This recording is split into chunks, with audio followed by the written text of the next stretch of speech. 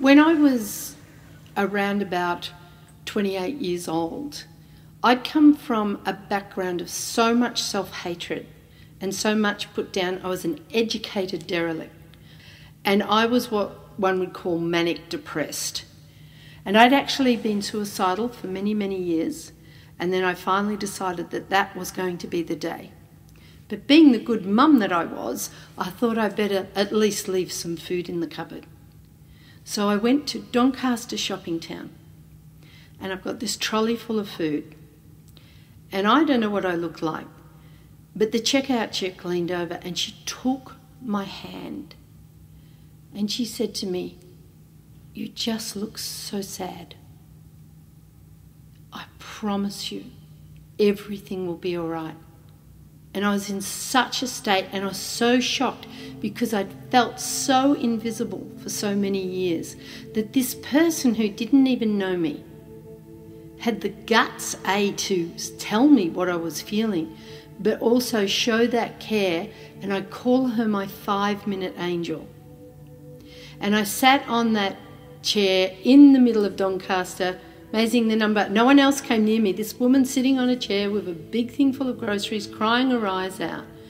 And it was in that moment that I actually felt some warmth in my heart that I had never felt in my life. And what I know it was years later, that this spark that's in us, this thing that starts our heart, that nobody has any clue about what it's called, because the doctors don't know how the heart starts. And they call it the God spark.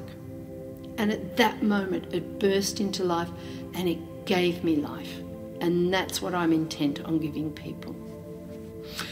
A spiritual journey, a lot of people get bent out of spiritual journey thoughts because they think it's a religious journey. But it's nothing to do with religion. Religion is a belief that you have. A spiritual journey is your mind. Have you ever figured where your mind is? We've found your brain, which responds to your mind. But your mind is the spiritual unseen part of you. And there are two parts to that. There is the lower mind that is controlled by ego. And then there is the higher mind that's controlled by creative force that says everything is possible. Guys, life's a smorgasbord.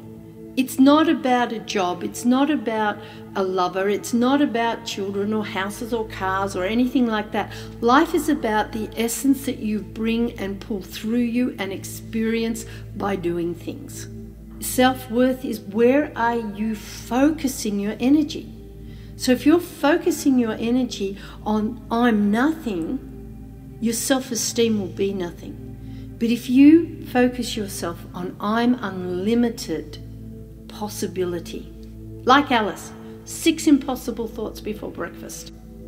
When you understand that you are creating your own reality through your thoughts and feelings, that's when you start to get powerful. It will be okay. Because, it's in that dark moment. It's in that dark moment when you hit rock bottom that you've got the power to push off. If you fall into a swimming pool, the best thing is to let yourself sink to the bottom, because then you can push off. Because I hear people say all the time, don't have a negative thought. Well, positive thinking's all very nice, but it doesn't help you grow.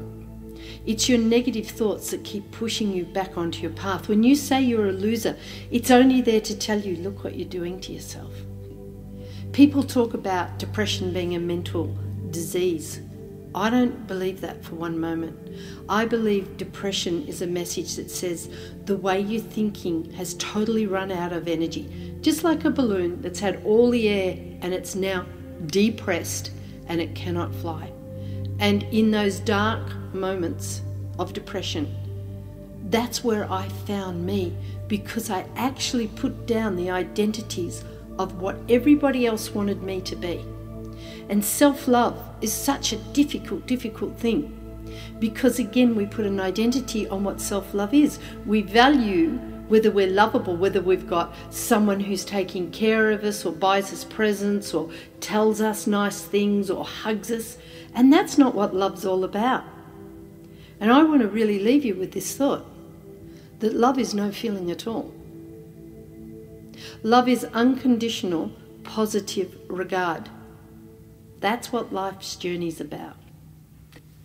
And I just love what I do every single day of my life because I'm passionate about people finding out who they are.